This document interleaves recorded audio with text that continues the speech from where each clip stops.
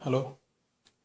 ഇന്ന് ഒന്ന് രണ്ട് കാര്യങ്ങൾ സൂചിപ്പിക്കാനുള്ളത് ഡീസൽ വിലയിലെ വർധനവും കുറവും, അതുപോലെ തന്നെ ബസ് ചാർജിലെ വർധനവും കുറവും. എനിക്ക് കേരളത്തിലെ ബസ് ഓണേഴ്സ് അസോസിയേഷനിലെ ഭാരവാഹികളോടാണ് ചോദിക്കാനുള്ളത്. അതിനു മുമ്പ് ഞാനൊന്ന് പറഞ്ഞുകൊള്ളട്ടെ. കേരളത്തിലെ ബഹുഭൂരിപക്ഷം വരുന്ന അരിയാഹാരം കഴിക്കുന്ന മലയാളികൾ മണ്ടന്മാരല്ല എന്ന് ആദ്യം തന്നെ സർക്കാരിനോടും ബസ് മുതലാളിമാരോടും പറയുകയാണ്. കാരണം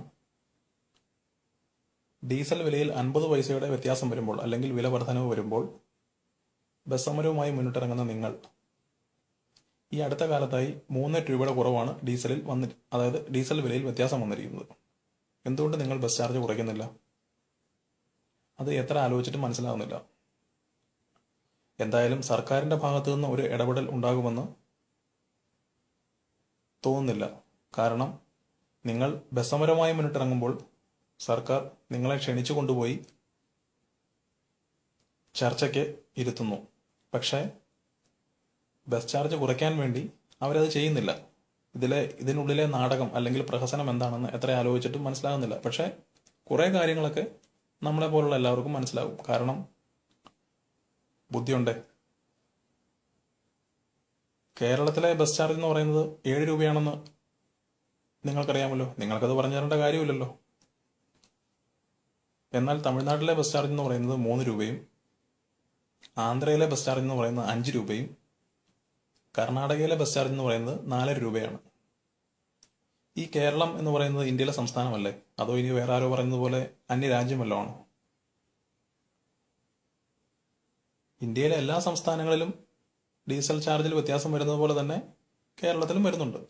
പിന്നെ എന്തുകൊണ്ട് ബസ് ചാർജിൽ മാത്രം കൂടുതൽ വരുന്നു? അതായത് വളരെ ഷെയിമായിട്ടുള്ള കാര്യമാണ്. അതായത് നാണം കെട്ട ഒരു കാര്യമാണ്. കാരണം സൗത്ത് ഇന്ത്യയിലെ ഏറ്റവും കൂടുതൽ മിനിമം പോയിന്റ് മേടിക്കുന്ന ഒരു സംസ്ഥാനമാണ് കേരളം. പിന്നെ ഒരു കാര്യം സർക്കാരിനോട് ചോദിക്കാനുള്ളത്, ഇവർ ബസ് സമരം പ്രഖ്യാപിക്കുമ്പോൾ എന്തിനാണ് ഇവരെ വിളിച്ചുകൊണ്ടുപോയി ചർച്ച നടത്തുന്നത്? നമുക്ക് നമ്മുടേതായ ഒരു ഉൽപ്പന്നമുണ്ട്, KSRTC എന്ന് പറയുന്നത്. അതായത് ഈ നൂറ്റാണ്ടിലെ നഷ്ടമെന്നാണ് KSRTCയിലെ അതായത് ആ വകുപ്പ് മന്ത്രി തന്നെ പറഞ്ഞത്. അപ്പോൾ പിന്നെ കൂടുതൽ സർവീസ് ഇറക്കി അവർ ബസ് സമരം നടത്തുകയാണ്, നടത്തട്ടെ.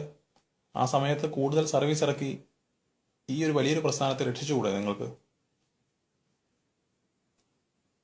അതുപോലെ തന്നെ ബസ്സിൽ യാത്ര ചെയ്യുന്നത് BMW അല്ലെങ്കിൽ ബെൻസോ സ്വന്തമായിട്ടുള്ള ആൾക്കാരൊന്നും അല്ല. അത് എല്ലാവരും മനസ്സിലാക്കേണ്ട ഒരു കാര്യമാണ്. കാരണം തുച്ഛമായ വരുമാനത്തിന് ദിവസക്കൂലിക്ക് വർക്ക് ചെയ്യുന്ന സ്ത്രീകളും കുട്ടികളും യുവാക്കളും പ്രായമായ ആൾക്കാരും അടങ്ങുന്ന ഒരു സമൂഹമാണെന്ന് ഒരിക്കലും മറക്കരുത്. കാരണം ബസ് ചാർജ് ഇനത്തിൽ തന്നെ നല്ലൊരു വരുമാനമാണ് അവരുടെ ആ തുച്ഛമായ വരുമാനത്തിൽ നിന്ന് മാസമായാലും ദിവസമായാലും നഷ്ടപ്പെടുന്നത്. ഈ അടുത്ത കാലത്ത് കൺസെഷന്റെ കാര്യം പറഞ്ഞുകൊണ്ട് നിങ്ങൾ ഒരു പറ്റം കുട്ടികളെ തല്ലിച്ചതയ്ക്കുകയുണ്ടായല്ലോ.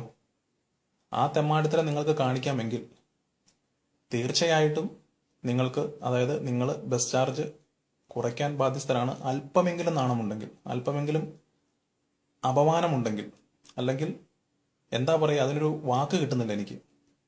ദയവ് ചെയ്ത് ബസ് ചാർജ് കുറയ്ക്കുക. കാരണം ഇത് ഞങ്ങളുടെ അവകാശമാണ്. നിങ്ങൾക്ക് കൂട്ടാൻ അവകാശമുണ്ടെങ്കിൽ കുറപ്പിക്കാൻ ഞങ്ങൾക്കും അവകാശമുണ്ട്. ഗവൺമെന്റിന്റെ ഭാഗത്തു നിന്ന് എന്തായാലും ഇത് ആരും തന്നെ മുൻകൈ എടുത്ത് ചെയ്യില്ല എന്ന് 100% അല്ല 150% ഉറപ്പുണ്ട്. അതുകൊണ്ട് ഇത് ഞങ്ങളുടെ അവകാശമാണ്, ഇത് നിങ്ങളുടെ ഔദാര്യമല്ല. ദയവ് ചെയ്ത് ബസ് ചാർജ് കുറയ്ക്കുക, ദയവ് ചെയ്ത് കുറയ്ക്കുക, ദയവ് ചെയ്ത് കുറയ്ക്കുക. Thank you so much.